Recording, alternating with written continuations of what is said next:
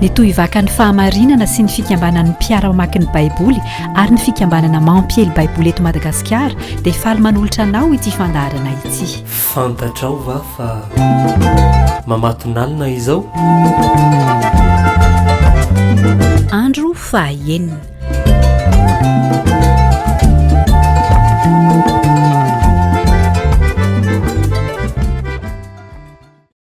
Falmiarabantsika ary manao nafiadana amin'ny tomantsika menakavy amin'izao fandaharana ijerevantsika mahakasika ny hoe Andriamanitra ny taonan'ny mpanjaka ibebaka.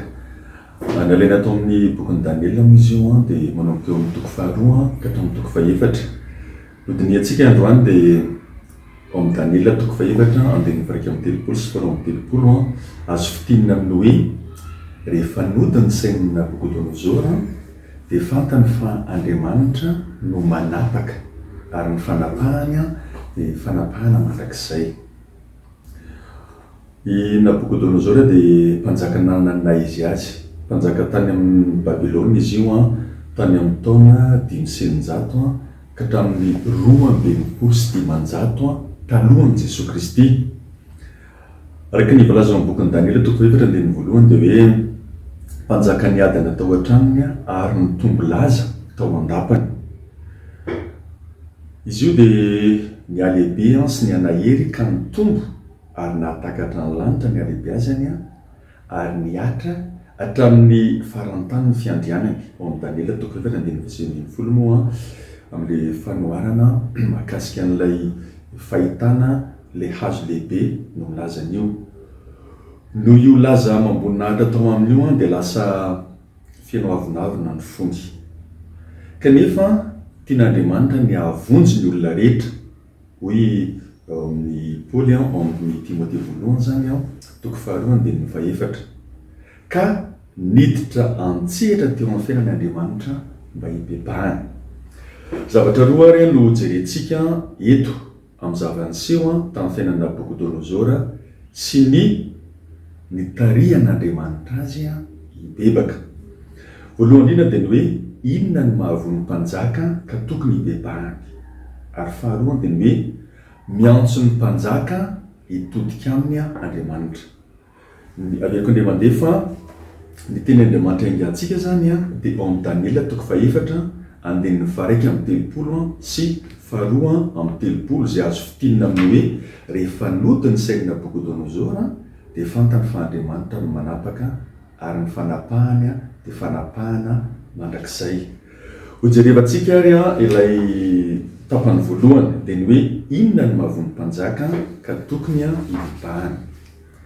Eto am-piandohana aloha dia tsara no marihana fa i Nabukodonozora dia mpanjaka tsy tao amin'ny fokon'i Israely zany izy fa vahiny ary nanjaka tao Babilôna, Kaldiana izy io. Noho izany dia tsisy an'ireo mpanjaka tao amin'ny Israely izy zany. Raha eo amin'ny fahefany ny mpanjaka dia lasa miavonavina izy. Izay no mameno ny fony rehefa eo amin'ny fahefany ny mpanjaka. Eto zao dia nizaozao Nabukodonozora fa hoe Babilôna lehibe izay izy nanjaka tao dia izy ny nanorina azy ho fonenan'ny mpanjaka tamin'ny herim-pahefany, tsy ndriny mihitsy hoe herim-pahefany mba ho voninahitra ny fiandrianana ozy izy. Ao amin'ny Daniela toko fahaefatra zany andininy fito amby roapolo dia miteny an'io. Raha ny tokony ho izy dia ny tompo no tokony homeny voninahitra satria efa nilazany izy fa hoe ilay avo indrindra zany hoe ny tompon'Andriamanitra no mpizaka ny fanjakan'ny olombelona sy manome izany ho an'izay tiany. Ao amin'ny Daniela toko fahaefatra andininy roa amby roapolo. Nefany natoky tena niavonavina nevitra fa tokony fahefana izy ka nanilika an'Andriamanitra. Avy amin'Andriamanitra nefa ny fahefana noho izany ahazon'Andriamanitra esorina aminy rehefa tsy mendrika hitondra izany fanjakana izany ny mpanjaka anankiray. Vokany no le avonavina tao anatin'ny fony ka nanilika an'Andriamanitra io dia nesorina tamina ny fanjakana. Nesorina tamina zany ny fanjakana mandra-piaikiny fa tsy azo io fanjakana io fa avy amin'Andriamanitra io ao amin'ny Daniela toko faefatra andininy fasivy amby roapolo zao mantsy tsara fantatsika ihany a fa ny mpanjaka de rafitra anankiray tsara ny afantaritsika an'izay ny mpanjaka de rafitra anankiray a na le atao hoe institution zany zay sitrak'Andriamanitra mba hijerena ny soany be sy ny maro ary natao iantoka ny fahamarinana sy ny fandriampahalemana ary ny fiadana ny vahoaka zay ny atao hoe mpanjaka zany averiko nde mandesy teo a ny mpanjaka zany a de rafitra anankiray izy io a zay sitrak'Andriamanitra mba hijerena ny soa ho an'ny be sy ny maro a ary natao iantoka ny fahamarinana sy ny fandriampahalemana ary ny fiadanana ho an'ny vahoaka ny ahitantsika an'izay moa de amin'ny salamo fa raiky amin'ny fitopolo atsika vakina hatramin'ny farany izy fa indrindraindrindra ny andininy voalohany ka hatramin'ny fahafito ary ny andininy faharoa ambin'ny folo ka hatramin'ny faefatra ambin'ny folo zao mantsiny rehefa tsy misy mpanjaka amin'ny feny fanjakana anankiray a de samy manao zay tiany olona samy manao zay tiany olona any amin'ny boky ampitsara toko fahafito ambin'ny folo andininy fahenina de miteny an'io tsara mihitsy hoe rehefa ohatra ka tsy nisy mpanjaka tamin'izany fotoana zany a de samy manao zay saim-patany a ary samy manao zay tiany a amin'izay lalaka-lehany a ny olona zany hoe olona napetraka Andriamanitra zany a hiaro hitarika ny vahoaka ny mpanjaka averiko nde mandeha olona napetraka Andriamanitra zany mpanjaka hitarika sy hiaro ny vahoakany ao amin'ny Ezekela toko faefatra amby telopolo andininy faharoa de miteny an'io ary a io mpanjaka io no hiantoka ny filaminana sy ny fahamarinana ary ny fiadanana sy ny findran'ny fiarahamonina zany a eo amin'ny toerana anankiray zava-misy anefa eto a de izao nanda sy nanilika an'Andriamanitra ity mpanjaka Nabukodonozoro ity ny nampalahelo de hoe tsy hoe izy ihany ny tratran'izany zany hoe manilika an'Andriamanitra zany a fa na teo anivon'ny vahoaka Israely azy zany hoe tsy mpanjaka teo amin'ny vahoaka voafidy izy fa i Nabukodonozoro zany tiako teneniny eto fa saingy zao na de tsy mpanjaka teo amin'ny vahoaka voafidy aza izy de misy koa ny mpanjaka eo amin'ny vahoaka voafidy zany a zay manao ohatran'io zavatra io misy ohatra anankitelo reto zay tsara ihany jerevantsika zany hoe averiko de mandeha hoe rehefa eo amin'ny fahefan'ny olona anankiray a rehefa eo amin'ny fanjakan'ny olona anankiray a de lasa mivilanana ka tsy manaraka intsony le fahazarana tamin'ny fiereketana tamin'Andriamanitra ohatra zao Saul zao i Saul a zay mpanjaka voalohany benjaminita de nakamaminy fahefana izy any ka tsy ny raharano toromarika ny tompontsony zany fa niala tamin'ny toromarika nampian'ny tompo Andriamanitra azy zany a de nivokany a tsy naharitra teo amin'ny fanjakana izy a fa nisoloanan'i Davida ary tsy nandova ny fanjakana i Jonatana zay zanany i Davida ihany koa zay tanora ary mpiandrondry a tany an-tsaha no lasa mpanjaka saingy a nanapatra ny fahefana teo an-tanana noho ny antony filandratsy amin'ny nofiny a ka nangalatra vadin'olona ary nampamono an'ilay tokom-bady zany zany hoe tsy nanaraka ny fahamarinana tokony izorany mpanjaka sy tokony hoe mpitarika ny vahoaka azy zany nahitantsika an'izay moa de ao amin'ny Samuela faharoa ao amin'ny toko faha 1 ka hatramin'ny amin'ny toko faharoa ambin'ny folo akoatran'izay a de nadika ny tenin'Andriamanitra izy de nanampanao fanasam-bahoaka zany hoe nirehare hoe maro ny vahoakany a de nanao le fampanasam-bahoaka io zany izy a ao amin'ny Samuela faharoa toko faefatra amby roapolo zany manarak'izay de Salomon namiratra Salomon ary fantatsika rehetra tsara fa tamin'ny andron'ny Salomon ny atao hoe âge d'or d'Israël zany hoe teo amin'ny famirapiratany mihitsy a ny fanjakan'Israely tamin'ny andron'ny Salomon ary mpanjaka nalaza hoendry izy io saingy zao teo amin'ny fitondrany a de nametraka hetra mavesatra zay tsy zakan'ny olona izy nampanao asan-terivoziny izy ary nanilika an'Andriamanitra tamin'ny fanompoan-tsampy satria nanambady maro izy arivo ny vadin'ny Salomon de fitonjato tamin'ireo ny vady be ny ary ny telonjato vady keliny a de nanaraka an'ireny izy de nanilika an'Andriamanitra ohatra ihany reo riavana ilazana fa hoe rehefa ao anatin'ny fahefana ny mpanjaka anankiray a na teo amin'ny mpanjaka n'izao tontolo zao sahala amin'ny Nabukodonozoro zany na teo amin'ny mpanjaka teo amin'ny fanjakan'Israely zay heverina fa vahoaka voafidy a de nihevitra fa hoe azy ny fanjakana sy ny fahefana ka tsy nitodika tamin'izay toromarika nomen'ny tompo azy a fa nanaraka ny avinaviny fony zay zany a ny mahakasika anily ataontsika hoe inona no mahavony mpanjaka dia zay averiko andriamanitra izy teo hoe rehefa eo amin'ny fitondrana zany le mpanjaka dia mihevitra fa hoe aza ny fanjakana sy ny fahefana ka tsy nitodika tamin'izay toromarika nomeny tompo azy fa nanaraka ny avy mahavony fony. Io zany no mahavony mpanjaka io ary io no navoany Nabukodonozora. Ny faharoa dia hojerevantsika hoe miantso ny mpanjaka hitodika amin'ny Andriamanitra. Manoloana ny mahafonifon'ny olona dia manitsy sy mikapoka Andriamanitra. Averiko indray mandeha rehefa mahafonifon'ny olona ary manidina ny fon'ny olona dia manitsy sy mikapoka Andriamanitra noho ny fitiavan'Andriamanitra ny anaovany an'iny satria tsy tiany hoveriny olona. Ohatra zao mahitantsika eo amin'ny boky Nobolana toko 7:12 zao ny voalaza zao fa izay tiany tompo ny faiziny toy ny ataony ray amin'ny zanaka malalany. Dia mbola miverina eo amin'ny taratasy amin'ny Hebreo toko 12:1 hoe fa izay tiany tompo ny faiziny ary izay rehetra horaisiny ho zanaka no kapohiny. Noho izany ry havana dia tsy maintsy saziana izay tokony ho saziana ary Andriamanitra mihitsy no nitenany eo amin'ny bokin'ny Exode toko 4:17 5:7 ary tsy namela ireo izay nanota tsy ho voasazy ny tompo. Ohatra fotsiny zao any amin'ny boky faharoan'ny Samuela toko 12:7-7 lefa niteny antsika teo aloha hoe Davida zay teo amin'ny fahefany dia nanaraka amin'ny filandratsiny fony dia nanilika ny toromarika zay avy amin'Andriamanitra ka namono anory ary naka ny vadiny. Zay zany no dia tamin'ny fotoan'io dia voasazy ny sazian'Andriamanitra i Davida zany.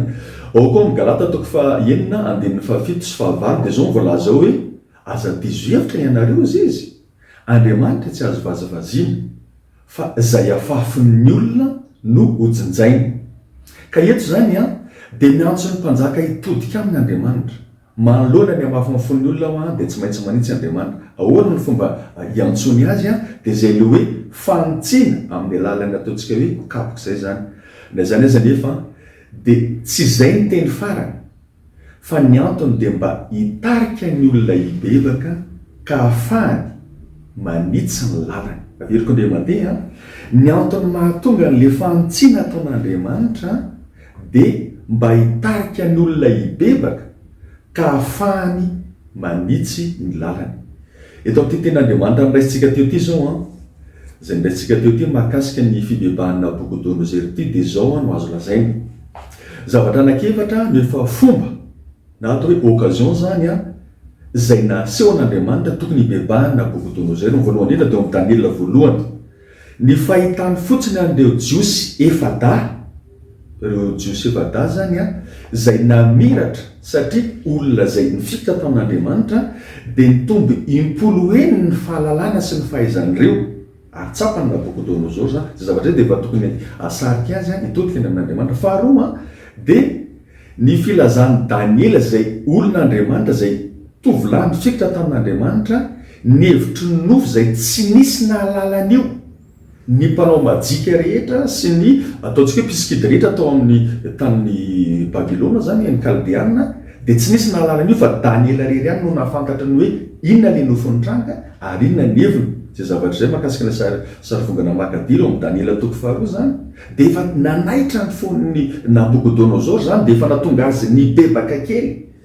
Dia ao amin'ny fahatelo dia ireo telo lahy jiosy Sadraka, Mizaka ary Abdenago zay tsy nety nanompon'ny Andriamanitra i Nabukodonozora zay sampo tamin'izany fotoana zany dia natsipy tao amin'ny meny mirehatra afo nefa tsy mahay izy ireo.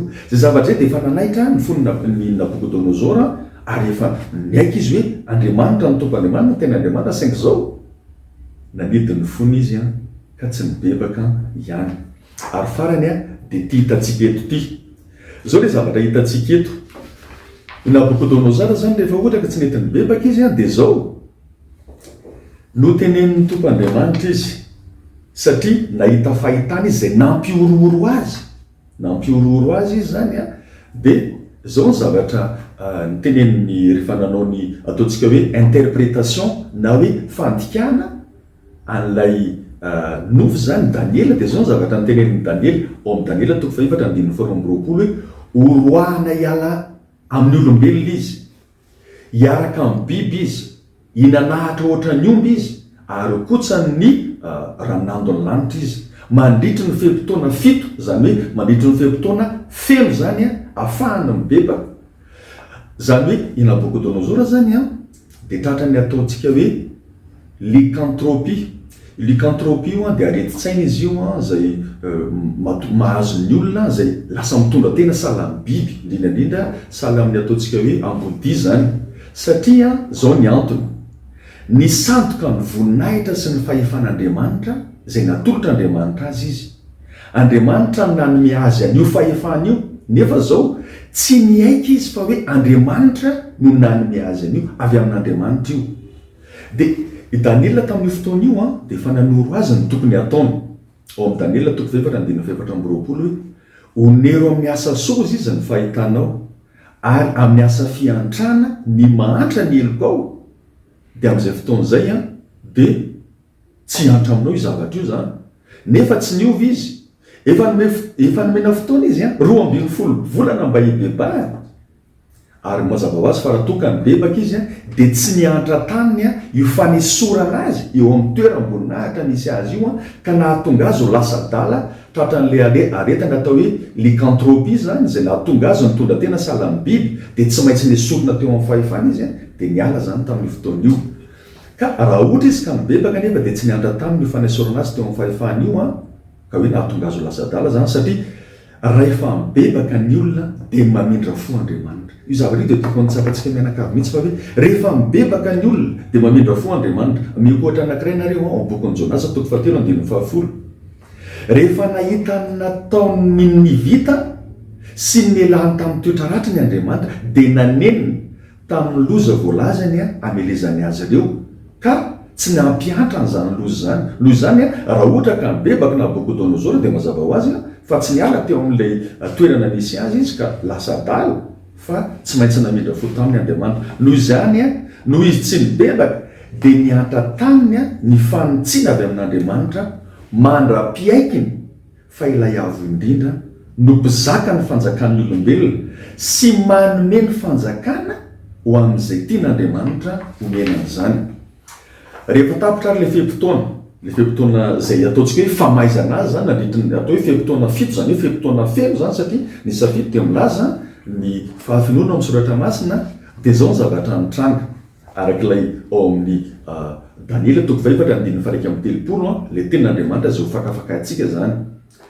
Nanandratra ny maso ny teny an-danitra izy, zay zany Nabucodonosor rehefa voakapoka zany izy, ary ny asan'ny kapoka araka ny voalazako teo araka ny obolana 7:12-12 sy Hebrea 12:12 de ny hoe mba antsiana ny olona anankiray zay tian'Andriamanitra ka tonga azy hibebaka. Zany hoe rehefa nanandratra ny maso ny teny an-danitra izy, zany hoe niala tamin'ny fomba fihevitra sy fiainana eto an-tany, zay le atao hoe manandratra ny fijery makany an-danitra, niala tamin'ny fomba fihevitra sy fiainana eto an-tany ny friariany, zany hoe ireo fisainana ara-materialy, ny avonavona teraky ny fahefana sy ny friariana amin'ny heriny fa nijery kosa ny fiainam-panahana sy ny ataontsika hoe fifandraisan'ny tamin'Andriamanitra zany.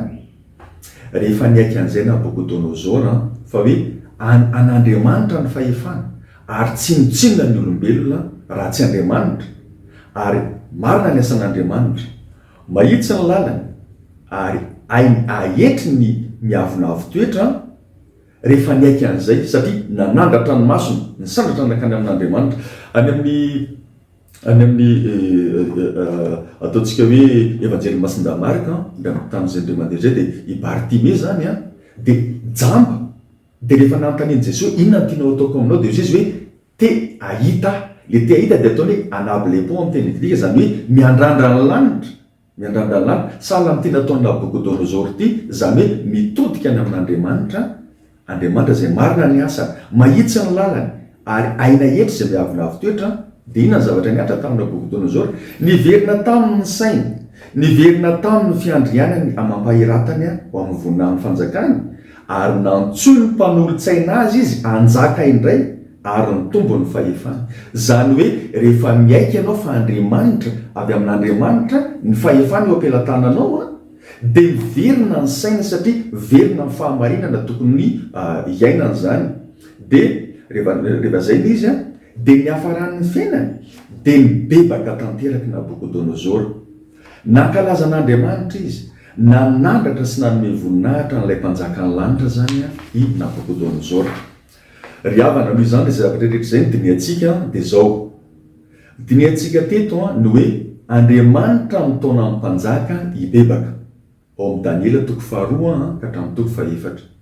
Rehefa ialan'Andriamanitra ny olona de tsinontsino na de ireo izay everina hoe ao amin'ny heriny indrindra azy sahala amin'ny Nabukodonozora.